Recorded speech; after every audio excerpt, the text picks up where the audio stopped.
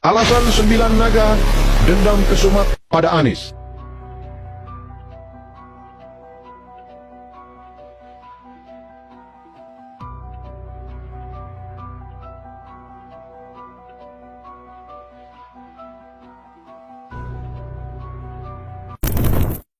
Besar sekali, besar sekali. Ketika saya sudah melihat aturan-aturan yang tidak dijalankan dengan benar, dengan seksama, lalu melihat di lapangan 312 hektar hamparan tanah di situ. Dan saya katakan itu tanah kita, itu air kita. Ini tanah air kita. Dan perasaan itu rasanya luar biasa, besar sekali. Ini PR yang harus kita tuntaskan. Kenapa? Karena kita berkepentingan sekali. Ini adalah ibu kota, dan di depan ibu kota ada sebuah wilayah baru yang ukurannya besar, yang tata kelola perizinannya banyak masalah. Karenanya saya malah merasa yakin bahwa ini harus dituntaskan untuk kepentingan bangsa kita. Pesan yang kita tangkap, gubernur terpilih agak resisten dengan ya, kalau dia resisten, dia lihat aja. Silakan aja dia tunjukkan resistensinya di mana. Saya nggak ada urusan. Tapi jangan bilang-bilang terima macam-macam sama saya kejar siapapun dia. Kalau mau duduk, duduk lihat baik-baik. Jangan aneh-aneh. Ya, siapapun dia. Ya. Tanggapan Anda, Pak Gubernur? Insya Allah saya akan terus dan tetap pegang aturan-aturan yang ada. Terus. Justru karena kita menggunakan aturan itulah maka kita menertibkan. Keputusan apa? Ya, yang tadi dirujuk keputusan era Pak Harto. Namanya Kepres nomor 52 tahun 95. Jelas sekali, pasal 4 dikatakan di situ bahwa wewenang tanggung jawab reklamasi Pantura di tangan gubernur. Jelas tuh. Akan head to head kah Pemprov DKI dengan pemerintah pusat? Kita pakai aturan saja. Siapa yang sebenarnya memiliki tanggung jawab untuk reklamasi? Itu nomor satu. Karena yang menentukan jalan apa tidak adalah yang memegang mandat itu. Oke. Siapa yang memegang mandat itu? Menurut Perpres yang tadi dirujuk, yang memegang mandat adalah gubernur.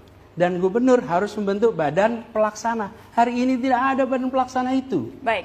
Jadi sekarang ini ketika berjalan, apakah ada kerjasama dengan badan pelaksana? Tidak ada. Perdanya mengatur. Oke. Jadi badan pelaksana itu sudah dibubarkan tahun 2009. Karena itulah kemudian Anda menarik raperda yang sudah masuk ke DPRD. Betul. Dan kemudian Anda berkirim surat ke BPN meminta agar HGB dibatalkan. Ya. Nah, ini orang mungkin udah banyak yang lupa. Mereka ini punya harta terpendam di pantai utara Jakarta, yakni pulau-pulau reklamasi yang pembangunannya sempat terhenti di era Anies pada waktu dia menjadi gubernur.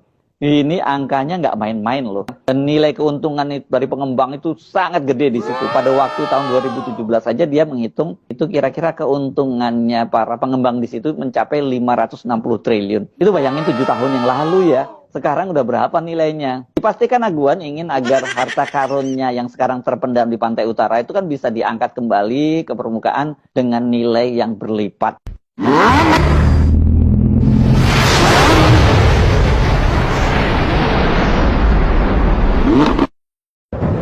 Ya, dari kami sudah selesai bahwa tidak ada alasan untuk tidak diteruskan karena kajian-kajian teknisnya semua sudah dilakukan. Dan saya sebagai Menko Maritim sudah mencabut moratorium yang dikeluarkan oleh pendahulu saya tanggal 5 Oktober kemarin saya cabut karena itu permintaan dari Gubernur DKI juga. Tapi di sisi lain janji Pak Anies Sandi itu untuk menghentikan proyek. Inilah kalian tuh ngapain sih mesti bikin tubruk-tubrukin kan nggak perlu, nggak ada gunanya. Kita lihat aja nanti gimana.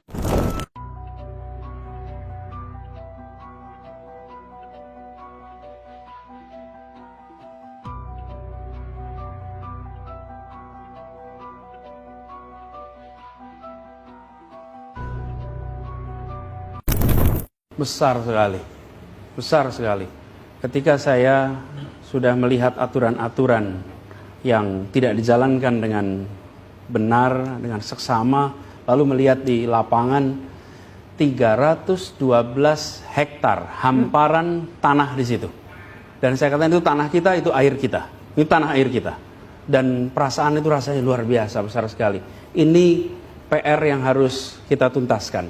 Kenapa? Karena kita berkepentingan sekali.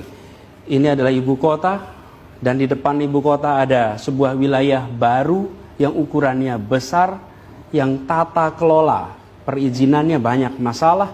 Karenanya saya malah merasa yakin bahwa ini harus dituntaskan untuk kepentingan bangsa kita. Kamu lihat ya, saya udah berkali-kali katakan, itu kan mulai dari zaman Pak Harto, terus zamannya SBY. Sampai zaman SBY. Ya, terus kemudian Pak Jokowi jadi gubernur, dieksekusi itu. Yang salah di mana? Lah kalau kamu sekarang udah eksekusi itu sesuai dengan garis benang merahnya, lantas kamu orang udah investasi, lantas kau batalin karena bilang isu yang nggak jelas, negara apa ini nanti?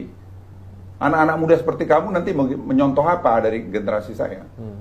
Enggak. Jadi saya bilang, saya challenge itu orang, ya. Sekali lagi saya challenge.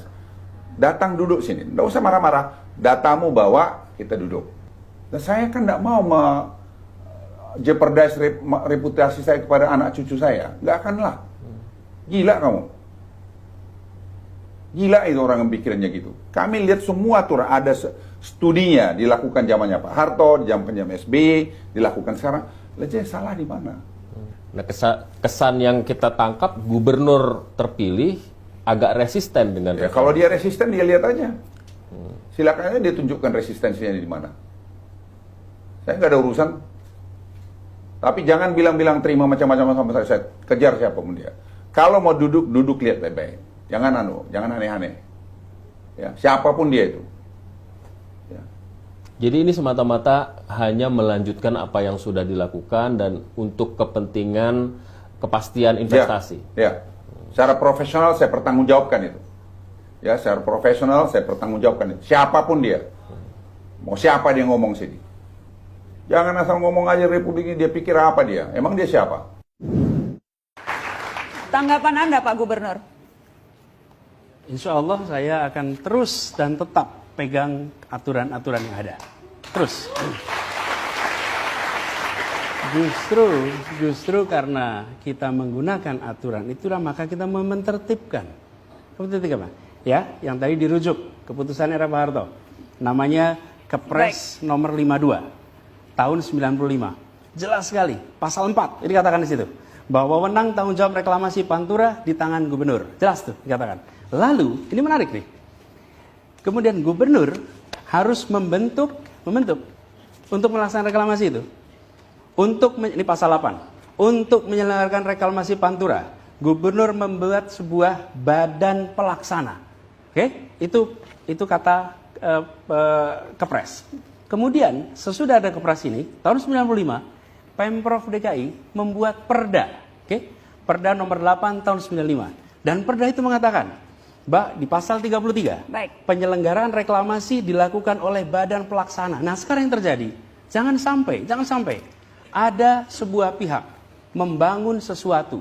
Saya ini bangun rumah di situ. Sudah saya bangun rumah atau bangun gedung tinggi, besar, tanpa mengikuti aturan.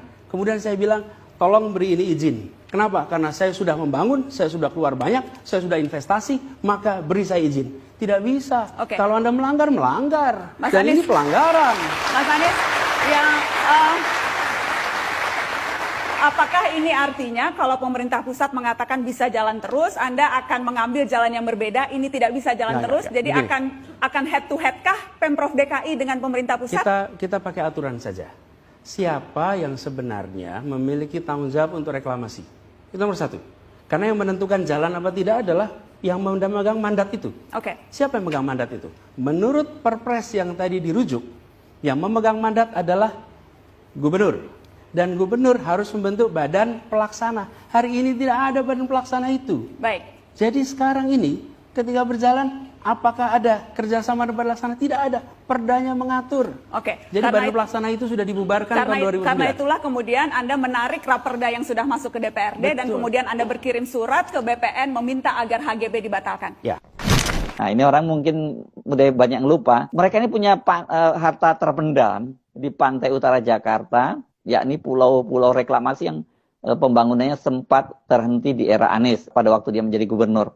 Ini angkanya nggak main-main loh. Pada tahun 2017 itu ya, anggota fraksi PKB Daniel Johan, sekarang masih jadi anggota DPR lagi, itu sempat membuat tulisan dan dia di situ dengan membuat kalkulasi perhitungannya. Karena ternyata